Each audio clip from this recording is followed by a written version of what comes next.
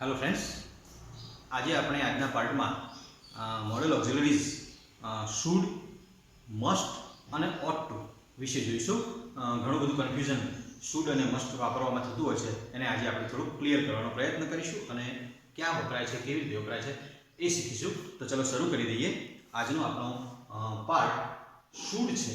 સમજો, જે શુડ છે એ નૈતિક ફરજ અથવા જવાબદારી દર્શાવવા માટે વપરાય છે। નૈતિક ફરજ અથવા જવાબદારી એટલે શું? તો એવી ફરજ કે જે ખરેખર ફરજિયાત નથી, ખૂબ ભારપૂર્વક કહેવામાં આવ્યું નથી, માત્ર આપણને કહેવામાં આવે છે કે આપણે આવું કરવું જોઈએ, તારે આવું કરવું જોઈએ, એને એમ કરવું જોઈએ। એ એવું ન કરે, આપણે એવું ન કરીએ તો એના માટે કોઈ તકલીફ નથી, મુશ્કેલી નથી, પણ આવું કરવું જોઈએ એ ઈચ્છનીય છે। તો આવી ઈચ્છનીય બાબતો જે છે એને આપણે નૈતિક ફરજ અથવા જવાબદારીના સ્વરૂપમાં લઈએ છીએ। જો પહેલું એક્ઝામ્પલ આપ્યું છે, you should respect your parents. You should respect your parents મતલબ તમારે તમારા માતા પિતાને માન આપવું જોઈએ, એમનું સન્માન જાળવવું જોઈએ। મોટા ભાગે આ કરતા જ હોઈએ છીએ, પણ આ વાત જે છે એ આપણી મોરલ ડ્યુટી બતાવે છે, આપણી નૈતિક ફરજ બતાવે છે। એટલે માનો કે કોઈ એવું નથી કરતું તો પણ કોઈ પહાડ તૂટી પડતો નથી, પણ આ આપણી બધાની નૈતિક ફરજ છે। તો you should respect your parents. તો અહીંયા શુડનો ઉપયોગ આપણે કર્યો છે। તમે બધા જાણો છો કે શુડ સાથે ક્રિયાપદનું મૂળ રૂપ આવે છે રિસ્પેક્ટ। તો you should respect your parents. તો આ વાત થઈ આપણી નૈતિક ફરજ કે જવાબદારીની। આપણી જે વાત છે એમાં ફરજિયાતપણું નથી, કમ્પલસરી નથી। સમજો આ વાત। તો શુડ ત્યાં વપરાય છે કે જે સહજ ભાવે કહેવામાં આવે, જ્યાં ફરજિયાતપણું ના હોય। બીજી બાબત જોઈએ તો સલાહ છે। કોઈને આપણે સલાહ આપીએ છીએ ત્યારે એ સલાહ માને કે ન માને એ બે નંબરની વાત છે, પણ આપણે સલાહ આપીએ છીએ ત્યારે શું છે? You should work hard. જો શુડ સાથે ક્રિયાપદનું મૂળ work, you should work hard, તારે સખત મહેનત કરવી જોઈએ। આ એક સલાહ છે। હવે પેલો માને કે ન માને એ એની મરજીની વાત છે, પણ આપણે એને સલાહ આપીએ છીએ। તો સલાહ આપવા માટે અને આપણી નૈતિક ફરજ દર્શાવવા માટે શુડ વાપરીએ છીએ। ત્રીજી બાબત જોઈએ તો આમાં અપેક્ષા છે, જુઓ, અને સજેશન પણ છે। જો આ સલાહ સાથે સજેશન એક જાતનું સૂચન છે કે આપણે એને સૂચન કરીએ છીએ બેટર રિઝલ્ટ માટે, બેટરમેન્ટ માટે આપણે કંઈક એને સૂચન કરીએ છીએ। આ જુઓ સૂચનની વાત છે કે you should go for A walk. કોઈ વ્યક્તિની તંદુરસ્તી માટે આપણે એને સલાહ અથવા સૂચન આપીએ છીએ ત્યારે આ રીતે જો you should go for A walk. હવે આપણે એને કહીએ છીએ કે તારે ચાલવા માટે જવું જોઈએ, એ તંદુરસ્તી માટે સારું છે। એટલે આ બધી જ બાબતો જે છે એ ઈચ્છનીય બાબતો છે, નૈતિક ફરજ, સલાહ, સૂચનની બાબત છે કે પેલો વ્યક્તિ સામેવાળો માને છે કે નથી માનતો એ એની મરજીની વાત છે, પણ આપણે એને સહજ ભાવે આ વાત કરીએ છીએ। હવે જુઓ અપેક્ષા, એક્સપેક્ટેશન જેને કહેવાય એ અપેક્ષા છે। અહીં જુઓ ઇટ શુડ રેઇન ટુડે। હવામાન વિભાગે આગાહી કરી છે માટે આપણે અપેક્ષા રાખીએ છીએ કે ઇટ શુડ રેઇન ટુડે, આજે વરસાદ આવશે। એટલે કે અહીં અપેક્ષા આપણી છે એ દર્શાવવા માટે પણ આપણે શુડ વાપરીએ છીએ। અને છેલ્લું છે શક્યતા, પ્રોબેબિલિટી। કોઈ બાબતની શક્યતા હોય તો એના માટે પણ આપણે શુડ વાપરીએ છીએ। અહીંયા જુઓ શુડ સાથે ક્રિયાપદનું મૂળરૂપ છે rain. It should rain today, આજે વરસાદ આવશે આવી શક્યતા છે જો હવામાન વિભાગ સાચું પડે તો। અને અહીં the parcel should arrive today, parcel આજે આવી શકે, આજે આવશે એવી શક્યતા છે, આપણે મંગાવેલું પાર્સલ આજે આવશે। તો મિત્રો સમજો કે આ જે શુડનો પ્રયોગ છે એ નૈતિક ફરજ કે જવાબદારી બતાવે છે, જેને અંગ્રેજીમાં આપણે મોરલ ડ્યુટી ઓર ઓબ્લિગેશન કહીશું। સલાહ કે એડવાઇસ કે સજેશન માટે પણ વપરાય છે, અપેક્ષા એક્સપેક્ટેશન માટે પણ વપરાય છે, અને પ્રોબેબિલિટી માટે પણ શુડ વાપરી શકાય છે। શુડ બીજી એક વાત કરીએ તો રજા માંગવા કે આપવા માટે પણ વાપરીએ છીએ। જેમ કુડ વાપરતા હતા, કેન વાપરતા હતા, એમ શુડ વાપરી શકાય છે। Should I use your car, should I use your mobile વાપરી શકાય છે। તો એ વધુ પોલાઇટ કદાચ કહેવા માટે કેન કરતા જેમ આપણે કુડ વાપરતા હતા એમ શુડ પણ વાપરી શકીએ છીએ. તો સલાહ માટે પણ રજા માંગવા કે આપવા માટે પણ શુડ વપરાય છે, વાપરી શકાય છે. અંગ્રેજી અને ગુજરાતી કોઈ પણ ભાષા એવી છે, ભાષા ખૂબ જ સમૃદ્ધ હોય છે કે જેમાં એક જ બાબત માટે ઘણી બધી એમાં સ્ટ્રક્ચર ઘણા બધા હોય છે, રચનાઓ હોય છે. તો મિત્રો શુડ વિશે તમે સમજી ગયા છો કે શુડ એ એક એવી બાબત છે કે જે આપણા માટે ઈચ્છનીય છે, આપણને કોઈક સલાહ આપે છે, આપણી નૈતિક જવાબદારી છે, કોઈક શક્યતા છે, તો એના માટે આપણે શુડ વાપરીએ છીએ. શુડ એ ફરજિયાત નથી, આ વસ્તુ ધ્યાનમાં રાખજો. મરજિયાત વસ્તુ છે અને એક સહજ ભાવે આપણે એને લઈએ છીએ. જ્યારે મસ્ટ શું છે સમજવાની વાત અહીંયા છે કે શુડ અને મસ્ટ વચ્ચે જ્યાં ડિફરન્સ જે છે એ સમજવાનો છે કે ઘણા લોકો શુડની જગ્યાએ મસ્ટની જગ્યાએ શુડ વાપરી નાખતા હોય છે અને કન્ફ્યુઝ પણ હોય છે કે ખરેખર અહીંયા શું વાપરવું જોઈએ. તો જુઓ મસ્ટ શું કહે છે સમજો. મસ્ટ છે એ ફરજિયાતપણું બતાવે છે, ફરજિયાતપણું છે. આ મરજિયાતપણું છે, જ્યારે અહીંયા છે ફરજિયાતપણે આપણે આ કામ કરવું જ પડશે, ખૂબ જ જરૂરી જે કહેવાય, અનિવાર્ય કહેવાય, અતિ આવશ્યક કહેવાય, આવી બાબત અનિવાર્ય છે, અતિ આવશ્યક છે, ખૂબ જ જરૂરી છે, તારે આમ કરવું જ પડશે, આમ થવું જ જોઈએ, આ આપણો ભાવ છે. તો જેને જ્યાં ફરજિયાતપણું આવે છે ત્યાં સમજાઈ શકે કે ત્યાં ચાલે નહીં, જો તમે એમ ન કરો તો ચાલે નહીં, માટે ત્યાં આપણે મસ્ટ વાપરીએ છીએ. નિયમ કે કાયદાનું પાલન કરવાની બાબત હોય, આપણા બંધારણને ના નિયમો છે, આપણા રાષ્ટ્રીય કે રાજકીય જે બાબતો છે કે જ્યાં આપણને ફરજ પાડવામાં આવી છે, ફરજિયાતપણે આ કામ કરવાનું છે, આવું નથી કરવાનું, તો આ બાબત મસ્ટમાં લેવાની છે કે જ્યાં ફરજિયાતપણું છે. અહીંયા મરજિયાતપણું છે, એમાં સલાહ આપવાની છે, સૂચન કરવાનું છે, કે પછી નૈતિક ફરજ દર્શાવવાની છે, શક્યતા દર્શાવવાની છે, કે પછી એક્સપેક્ટેશન અપેક્ષા છે અથવા રજા માંગવા કે આપવા માટે છે. તો અહીંયા મસ્ટનો ઉપયોગ જુઓ. You must submit your notebooks, તારે તારી નોટબુક્સ ફરજિયાતપણે જમા કરાવવાની છે.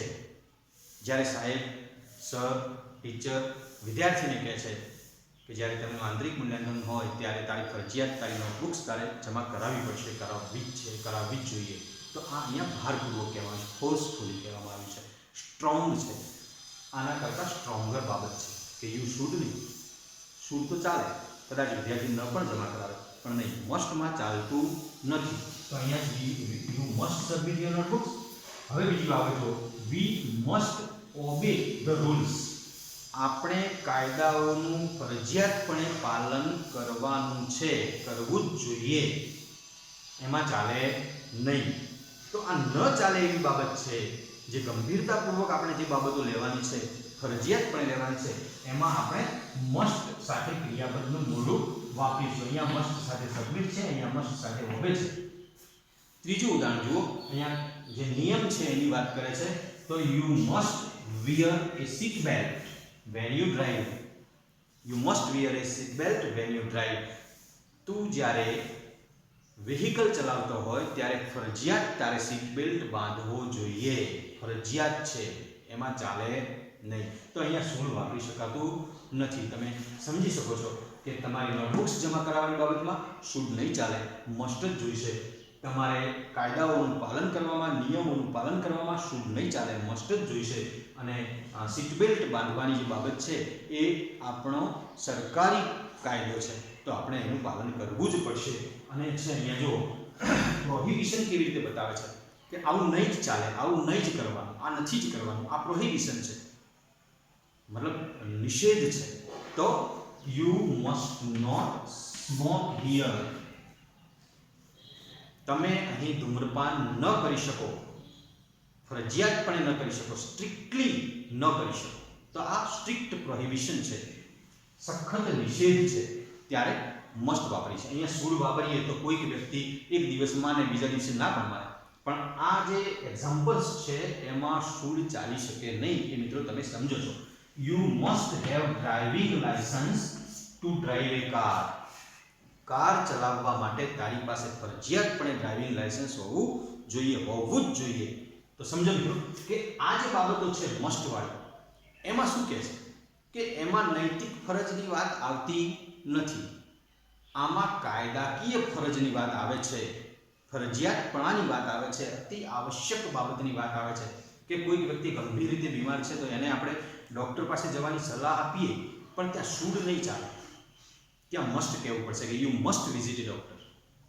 સામાન્ય બીમારી હોય અને કે you should go to the doctor, પણ અહીં મસ્ટ આવશે તો ફરજિયાતપણે એમાં ચાલશે નહીં. તો મિત્રો આ થોડીક બાબત જે સમજવાની બાબતો હતી કે શુડ આપણે ક્યાં વાપરી શકીએ છીએ, તે નૈતિક જવાબદારીઓ કે ફરજો જે છે એમાં, પછી સલાહ આપવાની બાબતમાં, સલાહ એ ફરજિયાત ના હોય, સ્વાભાવિક છે, તો સલાહ આપવાની બાબત છે, સૂચન પણ કોઈ ફરજિયાત ના હોય, તો એવી બાબત છે, કોઈ શક્યતા છે કદાચ ન પણ થાય, કે પછી કોઈ અપેક્ષા છે ન પણ થાય, તો આ જે બાબતોને આપણે લઈએ છીએ મરજિયાતપણે. બીજી એક બાબત આ કર્તવ્ય જે આવે છે, આપણા માતા પિતાને આપણે રિસ્પેક્ટ આપવું જોઈએ, આપણું કર્તવ્ય છે, એ કોઈ સામાજિક જવાબદારી બનતી નથી. સમજો અહીંયા જે વાત કરે છે એમાં કર્તવ્ય કહ્યું કે આપણું કર્તવ્ય છે, માતા પિતાને માન સન્માન આપવું જોઈએ, જાળવવું જોઈએ. હવે અહીં જે કોઈ વાત કરે છે પર્સનલ પોઈન્ટ ઓફ વ્યૂ છે.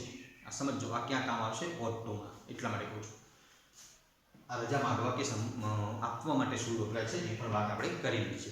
હવે મિત્રો શુડ અને મસ્ટને સમજી લીધા બાદ, જે આજકાલ જૂના સમયમાં ઓટ ટુ ઘણું બધું વપરાતું હતું, પણ આજકાલ ઓટ ટુનો વપરાશ ઘણો ઓછો જોવા મળે છે, પણ છે ખૂબ જ મહત્વની બાબત. તો ઓટ ટુ છે એ સેમી મોડલ વર્બ છે. આ મોડલ વર્બ્સ છે should, can, could, may, might. Ought to a semi modal છે.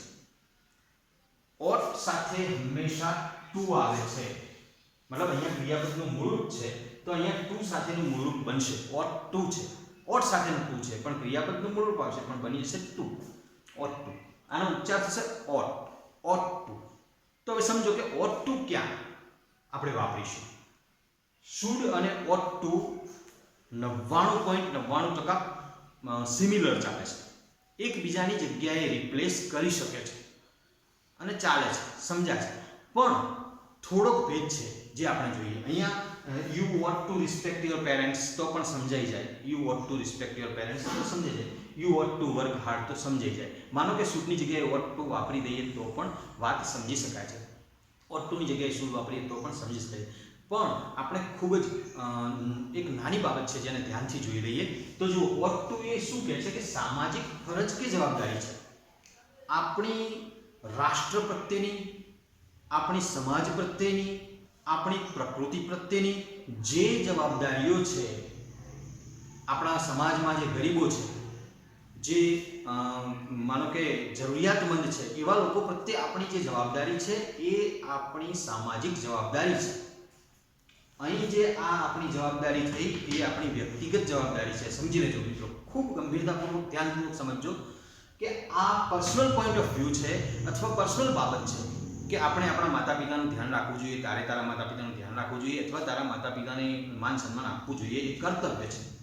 જ્યારે અહીં આપણે કહીશું ને કે યુ ઓટ ટુ, ત્યારે તારી સામાજિક જનરલ પોઈન્ટ ઓફ વ્યૂ કહેવાશે. અહીં આઈ થિંક કહેનાર એવું કહેશે કે I think A personal point of view છે કે I think you should do this, હું એવું માનું છું કે તારે આ કરવું જોઈએ, તો આ પર્સનલ પોઈન્ટ ઓફ વ્યૂ છે. જ્યારે અહીં general point of view vote ટુમાં આવશે અને જનરલ બાબતો આવશે, તો કેવી રીતે આપણે સમજીશું? તો જુઓ, સામાજિક ફરજ કે જવાબદારી જે છે, મેં કહ્યું એમ રાષ્ટ્રીય હોય, સામાજિક હોય, પ્રકૃતિને લગતી બાબત હોય, પર્યાવરણને લગતી બાબત હોય, એ જનરલ જે બાબતો છે, જે આપણે પર્સનલ મેટર નથી પણ જનરલ છે, તો એવી જે જવાબદારીઓ છે ત્યાં વોટ ટુનો ઉપયોગ થાય છે. આ વોટ ટુ એ શુડ કરતા સ્ટ્રોંગર પોઈન્ટ ઓફ વ્યૂ છે, થોડોક મજબૂત છે. શુડ કરતા સ્ટ્રોંગલી બતાવવું હોય ત્યારે વોટ ટુ કહેવું પડશે. આમાં કદાચ ચાલે ન ચાલે, થાય ન થાય, વાંધો નહીં, પણ આમાં થોડોક ભાવ થવું જોઈએ એવો છે. અને એનાથી પણ સ્ટ્રોંગ છે મસ્ટ, થવું જ જોઈએ. તો આ વાત છે, મસ્ટ એ સ્ટ્રોંગેસ્ટ છે. આ સ્ટ્રોંગ સમજો તો આ સ્ટ્રોંગર સમજો તો આ સ્ટ્રોંગેસ્ટ સમજો. આ બાબત છે. અહીં સામાજિક ફરજ કે જવાબદારીની વાત આવી. અહીંયા આદર્શ હોવું કે ઈચ્છનીય હોવું, કોઈ બાબત આદર્શ છે આપણા માટે, આઈડિયલ છે, ઈચ્છનીય છે, ડિઝાયર્ડ છે, તો એ બાબતની વાત અહીંયા કરવાની હોય છે. અને મોટે ભાગે જે ફોર્મલ બાબતો છે જે આપણે લખતા હોઈએ છીએ, એપ્લિકેશન કરતા હોઈએ, પત્ર લખતા હોઈએ, કોઈને કંઈક રજૂઆત કરતા હોઈએ, ત્યારે એમાં ought to નો ઉપયોગ આપણે કરતા હોઈએ છીએ. આપણે should એમાં નથી વાપરતા જનરલી, કે તમારે આ બાબતમાં ધ્યાન આપવું જોઈએ. તો you ought to pay your attention in this matter please. અહીંયા ought to આવશે. અહીંયા you should pay your attention કરતાં યુ ought to. આપણે શુડ વાપરીએ તો ચાલી જાય છે, પણ શુડ કરતાં પણ સારું અને જે કહી શકાય કે ought to છે એ બેટર ઓપ્શન છે. તો ought to ક્યાં વપરાય છે ખાસ ધ્યાન રાખજો. એક તો એની વાત છે કે ought સાથે to આવે જ છે અને ક્રિયાપદનું મૂળ રૂપ આવે છે. તો અહીંયા ફોર્મલ બાબતની વાત કરી મેં. જ્યારે આપણે લખતા હોઈએ છીએ, કોઈ પત્ર વ્યવહાર કરતા હોઈએ ત્યારે એમાં ought to નો ઉપયોગ કરીએ છીએ.